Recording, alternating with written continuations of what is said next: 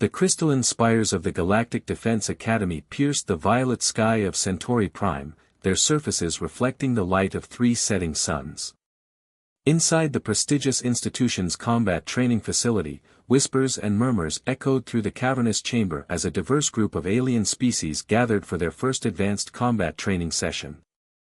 Lieutenant Rhiannon Vale stood at the center of the training floor, her compact human frame drawing curious and dismissive glances from the assembled alien students. At 5 feet 7 inches, she appeared almost diminutive compared to the towering Zoraxians with their iridescent scales, the serpentine Nephilim with their gravity-defying movements, and the crystalline Prismat whose bodies seemed to capture and reflect every particle of light. Is this some kind of joke? The deep, resonating voice belonged to Draken, a Zorasian male whose metallic scales rippled with barely contained amusement. They sent us a human to teach advanced combat techniques. The Nephilim representative, a female named Sylph, swayed hypnotically as she assessed Vale with compound eyes. Perhaps she's the assistant. Our real instructor must be running late. Lieutenant Vale allowed their comments to wash over her, maintaining a composed stance as she observed her students with keen brown eyes. She had expected this reaction, it was the same one she'd received at every posting since joining the Galactic Defense Force. Humans were still seen as newcomers to the galactic community, barely a century into their membership in the Federation. I assure you, Vale's voice carried clearly across the chamber, each word precise and measured, I am exactly where I'm supposed to be. I'm Lieutenant Rhiannon Vale, and I'll be your advanced combat instructor for the next solar cycle. A Prismat student named Vertex stepped forward, their crystalline form creating rainbow refractions across the training floor. With respect, Lieutenant, our species have evolved natural weapons and defenses over millions of years. What could a human possibly teach us about combat? Vale's lips curved into a slight smile. An excellent question. Would you care to demonstrate your capabilities, Vertex? The Prismat moved to the center of the training area, their crystalline form shifting and refracting light in complex patterns. Without warning, they unleashed a burst of focused energy, transforming their body into a living prism that sent deadly beams of light ricocheting around the chamber. The other students stepped back, impressed by the display. Remarkable control, Vale commented, having not moved an inch despite the lethal light show. Anyone else? Draken stepped forward next, his scales hardening into weapon-grade armor. With a roar, he demonstrated his species' incredible strength by punching through a reinforced training dummy, his fist leaving a perfectly cauterized hole through the dense material. One by one, the students showcased their natural abilities. The Nephilim demonstrated their mastery over local gravity fields, the quantum weavers displayed their ability to phase through solid matter, and the biomorphs exhibited their rapid evolutionary adaptations. When the last demonstration finished, Vale walked to the center of the training area, picking up a simple wooden staff, no energy fields, no enhancement tech, just polished wood. Impressive displays, all of you. Now, let me show you why humans were chosen to teach this class. She turned to Draken. Attack me. Full force, no holds barred. The Zoraxians' laugh echoed through the chamber. You can't be serious. One hit from me would dash. Would what? Vale interrupted, her voice taking on an edge. Kill me. Shatter every bone in my body. You're probably right. So I suggest you do your best to hit me. Draken hesitated for a moment, then launched forward with devastating speed, his armored fist heading straight for Vale's center mass. The human instructor wasn't there. She had shifted exactly 3 inches to the left, letting the punch pass so close it disturbed her uniform. Before Draken could recover, Vale's staff tapped him lightly behind his left knee. He spun, tail whipping around in a strike that would have cut an unarmored opponent in half. Vale dropped into a perfect split, the tail passing harmlessly overhead. The staff flicked out again, touching points on his spine, shoulders, and neck in rapid succession. Draken's movements became increasingly erratic as he tried and failed to land a single hit on the seemingly untouchable human. Finally, after a sequence of 10 precise taps, the mighty Zorasian collapsed to the training room floor, his muscles twitching uselessly. What did you do to me?" Draken managed to ask, his voice slurred. Vale knelt beside him, still perfectly composed. "I spent 3 months studying Zorasian physiology before taking this position. Your species has 17 major nerve clusters that, when stimulated in the correct sequence, can temporarily disable your neuromuscular system. You'll recover in about 10 minutes, no permanent damage." She stood, addressing the stunned class. "Humans don't have natural weapons or defenses. We can't generate massive forces, manipulate energy, or evolve mid-battle. What we do have is this." She tapped her temple. "We study. We adapt. We overcome. And most importantly, we never assume that being naturally deadly makes you naturally good at combat." The silence in the training chamber was absolute as the students processed what they had just witnessed. Vale activated a holographic display showing various human martial arts techniques. "Over our history, humans developed thousands of different combat styles, not because we had natural weapons, but precisely because we didn't. We had to learn how to defeat creatures stronger, faster, and better armed than ourselves. Now," she smiled, "who's ready to learn how to turn their natural abilities into actual combat effectiveness?" The responses came slowly at first, but one by one, hands and appendages raised across the chamber. Even Draken, now recovering with the help of his classmates, nodded in acknowledgement. Lieutenant Vale's smile widened slightly. This was going to be an interesting training cycle indeed. In the days following Lieutenant Vale's initial demonstration, the atmosphere in the Galactic Defense Academy's combat training facility shifted dramatically. The dismissive glances had given way to curious observation, though skepticism still lingered among many of the students. Draken, having recovered both his mobility and his pride, approached Vale before the morning session. "I've been studying the footage of our match," he admitted, his metallic scales reflecting the morning light. "I still don't understand how you moved so efficiently." "Watch again," Vale suggested, activating a holographic replay. "Notice how I never waste energy on unnecessary movement. Every step, every shift has a purpose." The day's lesson began with Vale dividing the class into pairs, deliberately mixing species with contrasting abilities. Sylph, the Nephilim, found herself partnered with Vertex, the Prismat. Their natural abilities seemed incompatible, one manipulating gravity, the other controlling light and energy. "Today, we're going to challenge your assumptions about combat," Vale announced, pacing the training floor. "Each of you relies on your evolved abilities as a crutch, leaving massive gaps in your defense. A truly skilled warrior uses everything at their disposal, not just their most obvious weapons." She gestured to Sylph and Vertex. "Show me how you would normally approach combat with each other." The demonstration that followed was spectacular but predictable. Sylph attempted to manipulate the gravity around Vertex, while the Prismat redirected energy beams through their crystalline form. Neither could gain a clear advantage, their natural abilities essentially canceling each other out. "Stop," Vale commanded. She approached the pair, her movements measured and precise. "You're both thinking like specialists, not warriors. Sylph, why do you only manipulate gravity in large areas? Vertex, why do you focus solely on energy projection?" The partners exchanged confused glances. "These are our strongest abilities," Vertex replied, their crystalline form shimming with uncertainty. Vale smiled. "Humans learned long ago that the strongest ability isn't always the most effective. Sylph, try focusing your gravity manipulation on specific points of Vertex's form, their joints, their center of mass.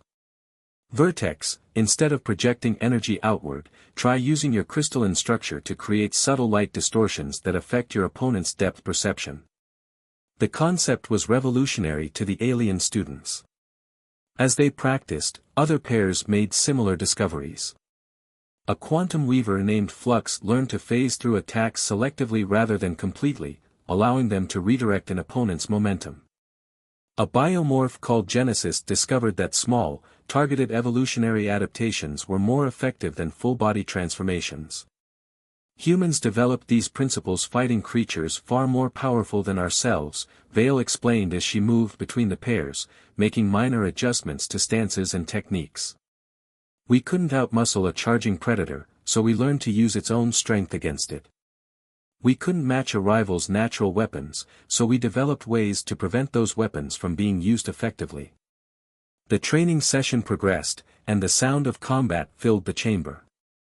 But now, mixed with the usual energy discharges and impact sounds were exclamations of surprise and understanding as students discovered new applications for their abilities. Draken, paired with a quantum weaver, had initially relied on his brute strength and armored scales. But under Vale's guidance, he began incorporating precise, targeted strikes between his power moves, using his opponent's phase shifting against them. Your scales aren't just armor, Vale pointed out, demonstrating a technique. The way they reflect light can be used to disorient an opponent.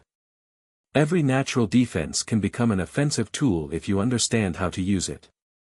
As the session neared its end, Vale called the class together for a final demonstration. She stood in the center of the training area, her simple staff held loosely at her side. "I'll take on any three of you at once," she announced. "But this time, I want you to fight smarter, not just harder." Draken, Sylph, and Vertex stepped forward. The trio had been paying particular attention throughout the session, and their eyes showed new understanding where before there had been only dismissal. The fight that followed was unlike anything the remaining students had ever witnessed. The three aliens coordinated their attacks with newfound precision, using their abilities in ways that seemed to defy their natural limitations.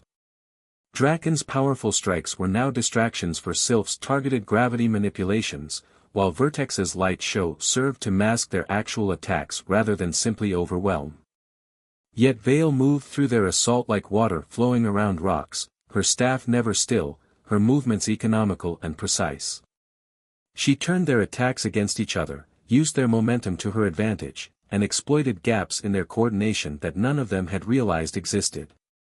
When the demonstration ended, all three attackers were disabled, not through overwhelming force or superior natural abilities, but through precise application of leverage, timing, and tactical understanding.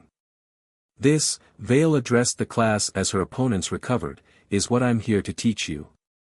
Not just how to use your natural abilities more effectively, but how to think beyond them. Humans survived and thrived not because we were the strongest, fastest, or most naturally gifted, but because we learned to adapt, to innovate, and to turn limitations into advantages." The training chamber fell silent as the students processed this new perspective. They had come expecting to humor a weak species' attempt at teaching combat. Instead, they were beginning to understand that true combat mastery went far beyond natural abilities. Vale dismissed the class with a small smile, knowing that tomorrow's session would bring even more surprises. The seeds of understanding had been planted, now it was time to watch them grow. 2 weeks into the training cycle, the combat facility had transformed into a laboratory of martial innovation. The morning sun cast long shadows through the crystalline windows as Lieutenant Vale walked between her students, each now engaged in developing their own unique combat styles. Draken stood before a line of training dummies, his metallic scales gleaming. Instead of his usual overwhelming force, he now moved with calculated precision. Each strike targeted specific weak points, his natural strength amplified by careful aim and perfect timing. "Watch your breathing," Vale advised, adjusting his stance slightly. "Efficiency isn't just about movement, it's about energy conservation. Even your species can tire." Nearby, Sylph had discovered an entirely new application of her gravity manipulation. Rather than creating large fields, she now generated microgravity wells at precise points. The technique required far less energy and proved devastatingly effective at disrupting an opponent's balance. "I never considered using small-scale manipulations," Sylph admitted, demonstrating her new technique on a training drone. "Our traditional combat training always emphasized overwhelming force." Vale nodded, watching as the drone stumbled and fell. That's because your ancestors faced threats that required such force. But in modern combat, precision often trumps power. The most dramatic transformation had come from Vertex. The Prismat had abandoned their species' traditional light-based attacks in favor of something entirely new. By creating subtle prismatic distortions around their crystalline form, they could bend light in ways that made their actual position almost impossible to determine. The technique still needs refinement, Vertex commented, their form shimming with multiple afterimages. But combining our natural light manipulation with human concepts of misdirection has opened up possibilities I never imagined. Vale gathered the class for a new exercise, her eyes scanning the assembled students with approval. Today, we're going to explore something humans learned early in our development, the art of adaptation under pressure. She activated the chamber's environmental controls, and the training area began to transform. The temperature dropped rapidly, while the lighting shifted to a deep crimson that made depth perception difficult. The gravity fluctuated unpredictably, and electromagnetic pulses disrupted the students' natural energy fields. In real combat, Vale explained, moving through the altered environment with practiced ease, you rarely get to fight under ideal conditions. Your natural abilities may be hampered, your preferred techniques might be impossible, and your opponent might have advantages you never considered. The student struggled to adjust. Draken's metallic scales contracted in the cold, limiting his mobility. Sylph's gravity manipulation conflicted with the chamber's fluctuating fields. Even Vertex's light manipulation became erratic in the strange illumination. Don't fight the conditions, Vale called out, demonstrating a modified stance. Adapt to them. Use them.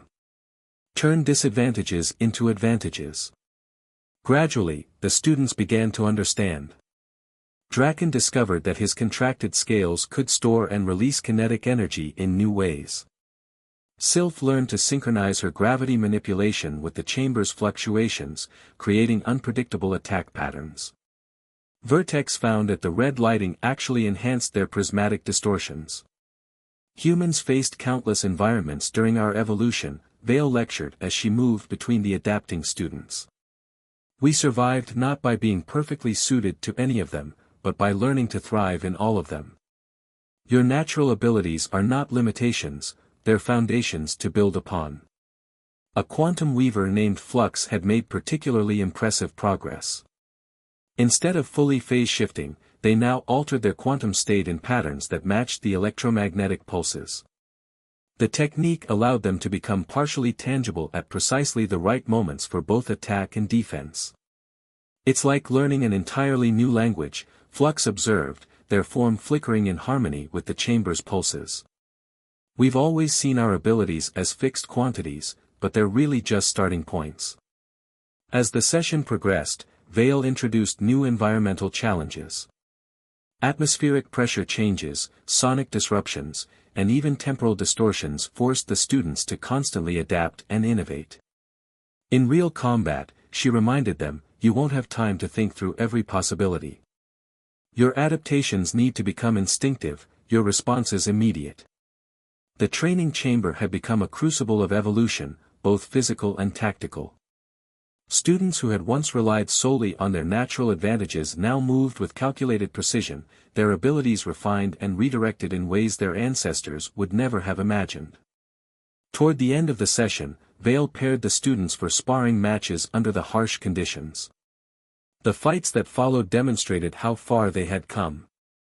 Rather than raw displays of power, each encounter became a chess match of adaptation and counter-adaptation. Draken faced off against Flux, his precisely timed strikes working in concert with the chamber's gravity fluctuations. The Quantum Weaver responded by phase-shifting in patterns that turned Draken's own momentum against him. Neither relied solely on their natural abilities, instead combining them with their newly learned techniques in innovative ways. This is what combat mastery truly means, Vale announced as the matches concluded. Not the perfection of a single approach, but the ability to adapt and overcome any challenge. Humans never became the strongest, fastest, or most naturally gifted species in the galaxy. Instead, we became the most adaptable. As the environmental conditions returned to normal, the students gathered around their instructor, their forms showing signs of exertion but their expressions, those who had them, reflecting deep understanding. Remember, Vale concluded, the greatest weapon you possess isn't your natural ability. It's your capacity to grow beyond it. The lesson ended, but its implications would continue to reshape the students' understanding of combat, of their own abilities, and of the species that had come to teach them. The emergency alert shattered the pre-dawn quiet of the Galactic Defense Academy. Lieutenant Vale was in mid-demonstration when the facility's AI announced that a rogue transport ship had breached the Academy's defensive perimeter. Its systems compromised by an unknown virus, the vessel was on a collision course with the Academy's main reactor. "This is not a drill," the AI's voice echoed through the combat chamber. "All combat-qualified personnel report to emergency stations." Vale's students exchanged glances, their weeks of training suddenly facing an unexpected test. The transport ship, massive and unresponsive, would reach the reactor in less than 30 minutes. Standard defense protocols had failed, and the Academy's regular security forces were scrambling to evacuate the facility's thousands of occupants. Lieutenant Draken stepped forward, his metallic scales reflecting the emergency lights. "We can help." Vale studied her students, seeing not the dismissive warriors who had first entered her class, but trained combatants who understood the true meaning of adaptation. "This isn't a training exercise. We're looking at real danger, real consequences." "Which is exactly what you've been preparing us for," Sylph interjected, her serpentine form swaying with purposeful grace. "Traditional combat forces will approach this with traditional solutions. We can do better." A quick analysis of the situation revealed the complexity of their challenge. The transport's automated defense systems were active but corrupted, making any direct approach extremely dangerous. Its hull was reinforced to withstand standard weapons, and its trajectory would take it through populated areas of the Academy.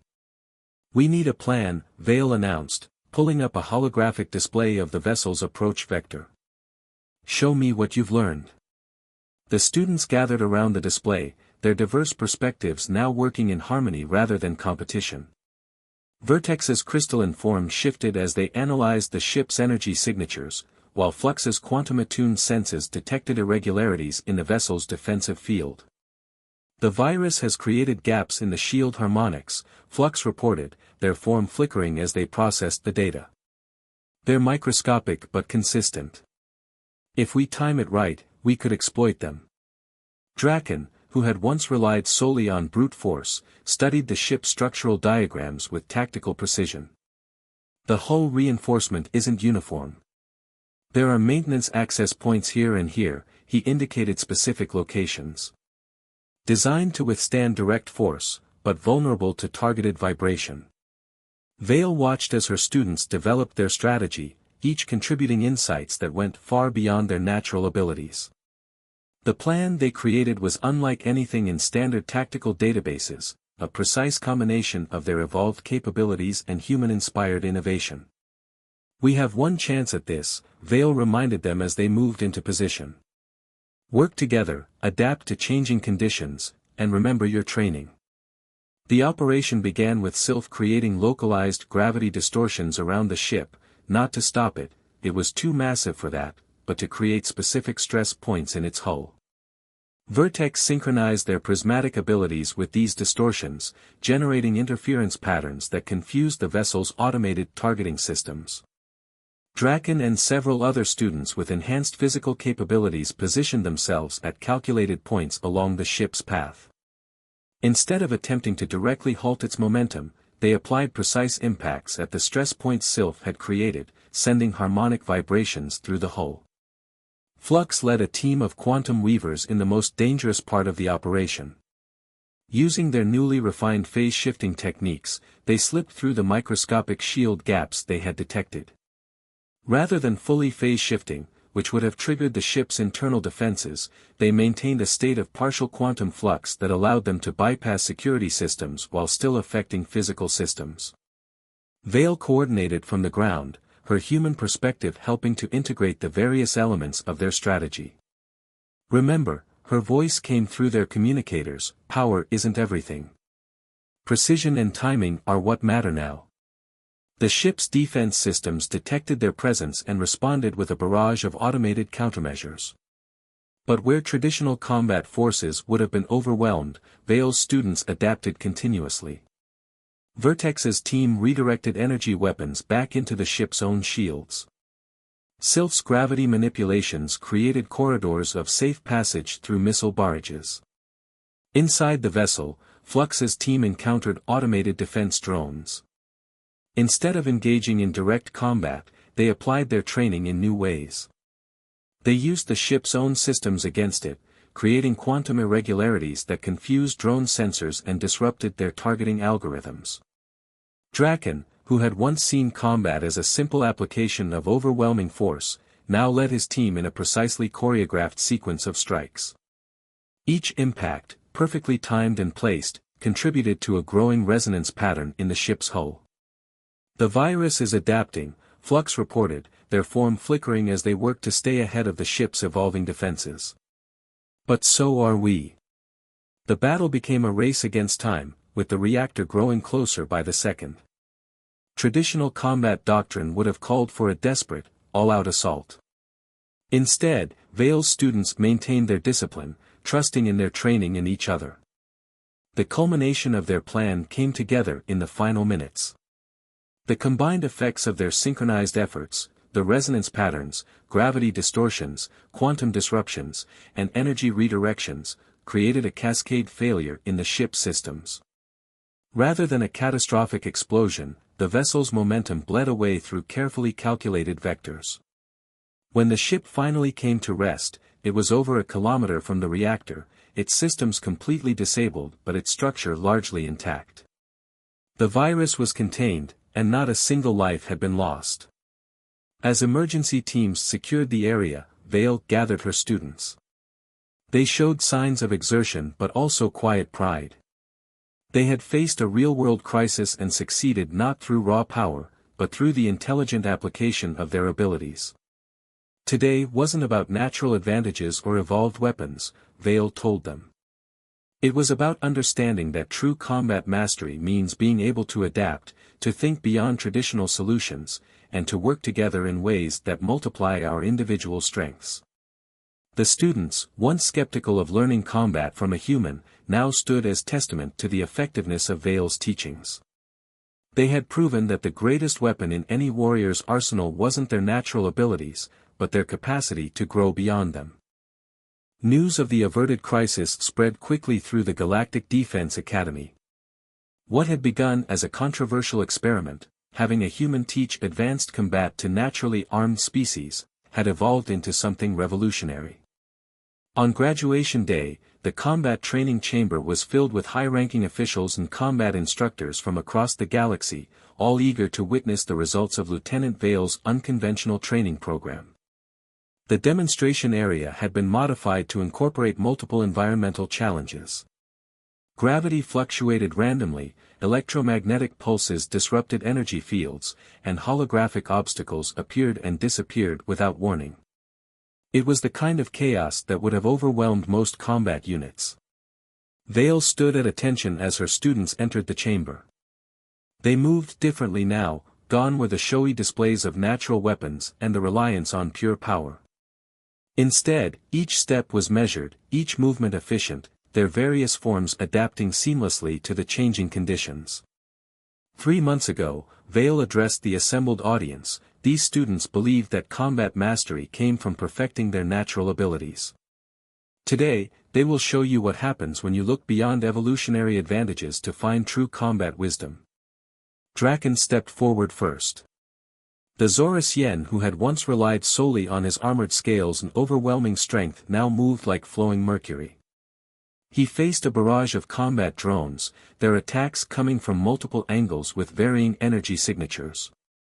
Instead of meeting force with force, Draken flowed through the assault. His metallic scales now served not just as armor but as sensors, detecting minute changes in air pressure and electromagnetic fields. Each movement was precisely calculated, using the minimum force necessary for maximum effect. Notice, Vale commented to the observers, how he uses the environment itself as a weapon.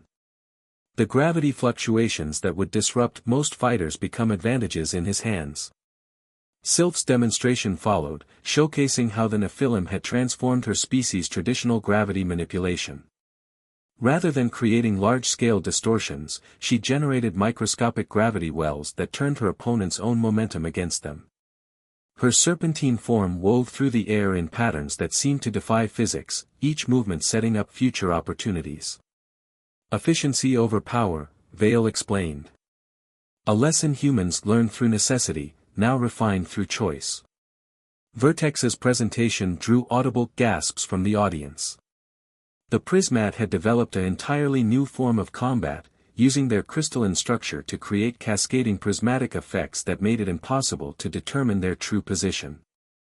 When they engaged multiple opponents, the chamber became a kaleidoscope of light and motion, each reflection potentially deadly, none quite what they seemed. Flux and their fellow quantum weavers demonstrated how partial phase shifting could be more effective than complete quantum displacement. Their forms flickered in and out of normal spacetime, creating patterns that confused and disrupted their opponents while conserving energy for precise strikes. But it was the group demonstration that truly showcased the revolution in combat philosophy. The students, who had once clustered with their own species, now moved as a single unit. Their different abilities complemented each other in ways that would have seemed impossible months ago. Draken's precisely timed strikes created openings for Sylph's gravity manipulations. Vertex's light show concealed Flux's quantum insertions. Each student's natural abilities were amplified by the techniques of their companions, creating a combat symphony that was greater than the sum of its parts. This, Vale announced as the demonstration reached its crescendo, is what humans discovered centuries ago. True combat mastery isn't about being the strongest, fastest, or most naturally armed. It's about understanding that every limitation can become an advantage if you approach it with creativity and wisdom. The chamber fell silent as the demonstration concluded. The students, their forms showing signs of exertion but their bearing proud, assembled behind their human instructor. When these students first arrived, Vale continued, they saw a small human trying to teach combat to natural warriors.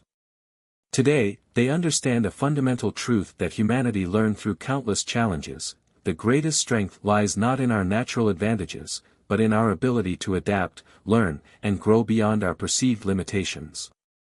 She turned to her graduating class, standing tall despite being physically dwarfed by her alien students. Remember this lesson well. The galaxy is vast, and there will always be someone stronger, faster, or more naturally gifted. But victory belongs to those who never stop learning, never stop adapting, and never underestimate anyone, not even a small human with simple wooden staff. The graduation ceremony that followed was more than just a formal recognition of completed training.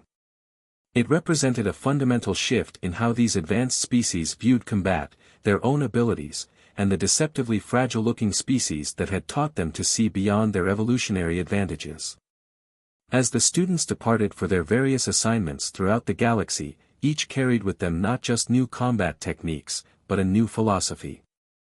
They had learned that true strength comes not from natural weapons or evolved defenses, but from the wisdom to use them in ways their ancestors never imagined. Lieutenant Vale watched them go, knowing that these students would transform combat training throughout the galaxy. They were living proof that sometimes the greatest teachers are those who had to learn to survive without natural advantages, those who had to become strong precisely because they weren't born that way. The next class would arrive soon, no doubt just as skeptical as this one had been. Vale smiled, picking up her wooden staff. She was ready to teach them the same lesson, that in the end, the most powerful weapon any warrior can possess is not the one they were born with, but the one they choose to become.